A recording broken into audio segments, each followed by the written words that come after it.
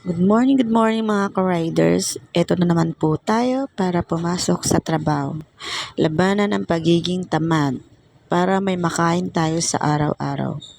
Pasalamat tayo kay Lord dahil ginigising niya tayo araw-araw at iniingatan sa lahat ng pagbiyahe. Maging maingat tayo sa pagdadrive mga ka-riders kasi may naghihintay sa atin sa pag-uwi. Huwag po tayo maging siga sa daan, mga ka-riders. Matuto tayong magbigayan. Huwag pairalin ang init ng ulo. Sige ka, baka may stroke kayo. Lalo na ngayon sobrang init. Ingat-ingat din mga ka-riders. Enjoy lang natin ang ating buhay. Dahil masayang mamuhay kasama ang pamilya.